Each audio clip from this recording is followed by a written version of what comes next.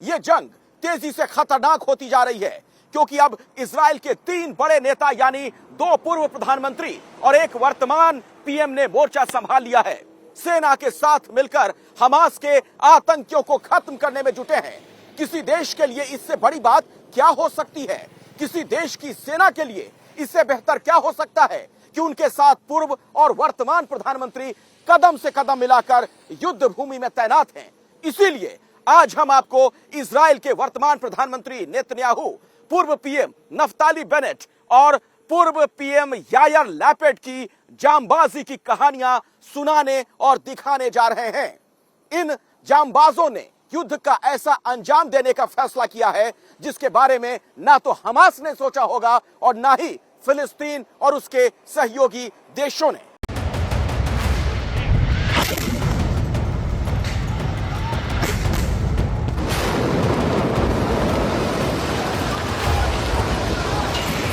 अल्लाह Akbar.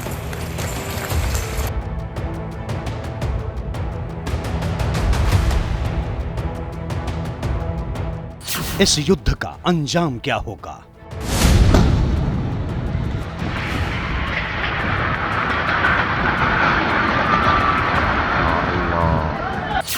Hamas खत्म होगा या 100 साल से चल रही जंग जारी रहेगी?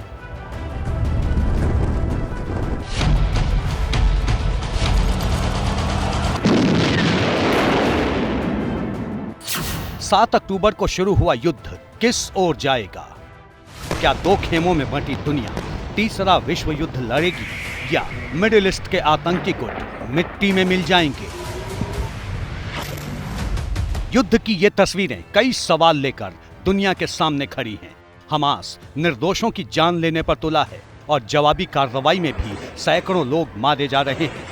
युद्ध इतना खतरनाक हो चुका है कि फिलिस्तीन को इसका खामियाजा भुगतना होगा।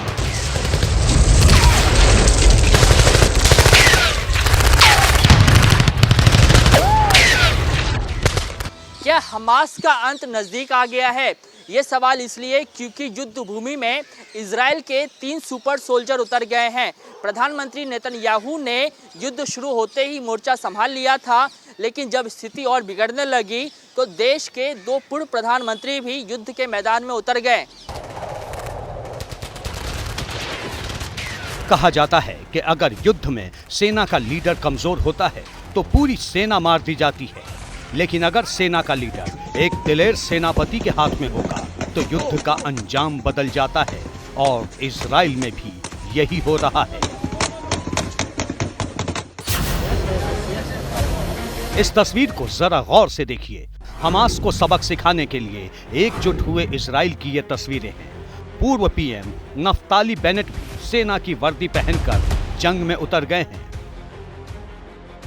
7 अक्टूबर को ही हमास के आतंकी हमले का जवाब देने के लिए इजराइल ने युद्ध का ऐलान कर दिया था, जिसके बाद इजराइल के नागरिकों ने भी सेना के साथ मोर्चा संभाल लिया।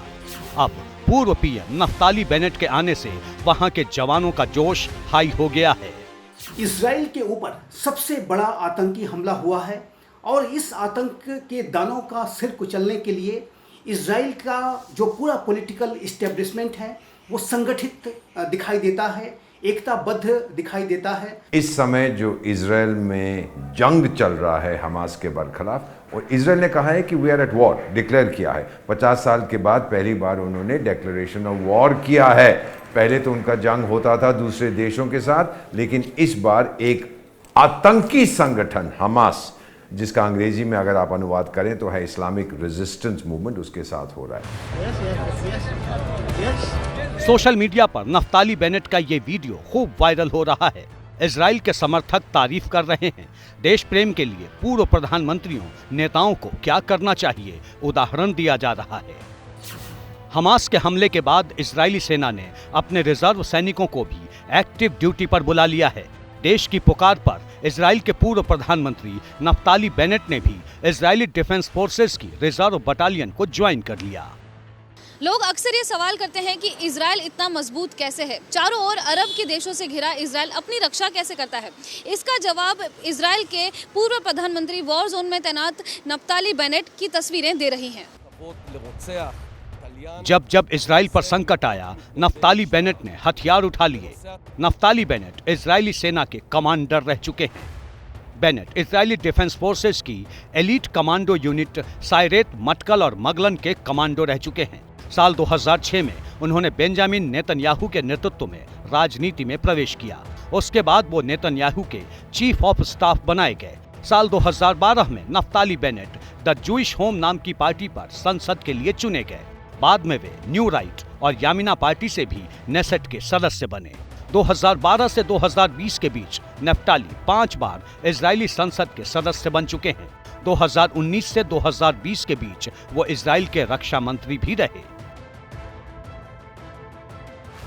इस वक्त उनके सेना में शामिल होने से इजराइल में एक सकारात्मक संदेश गया है।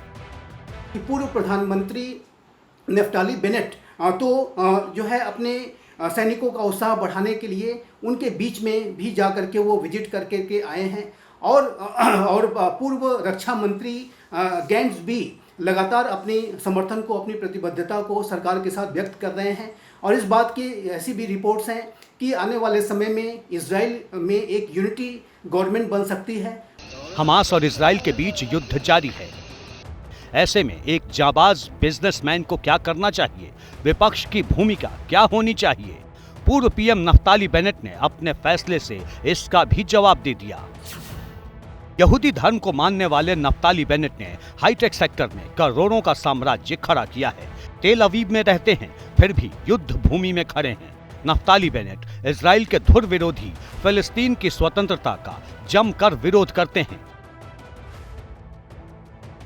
बेनेट पश्चिमी किनारे और पूर्वी यरूशलेम में यहूदियों की बस्तियों को बसाने का जोरदार समर्थन करते हैं।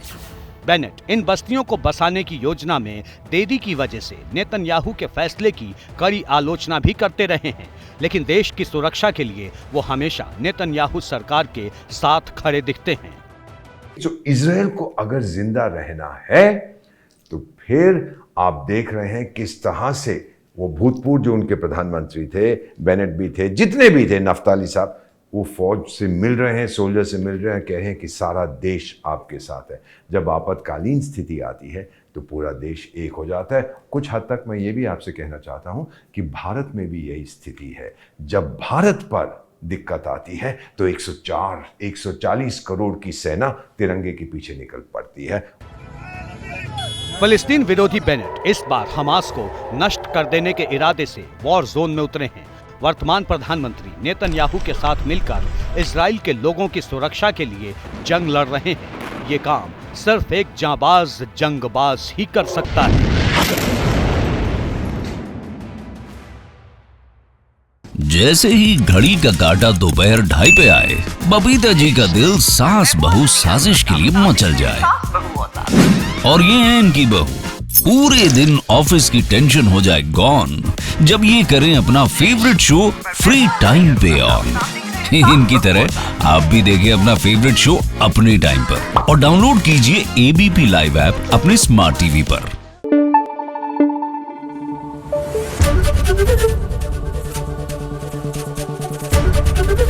एबीपी न्यूज आपको रखे आगे।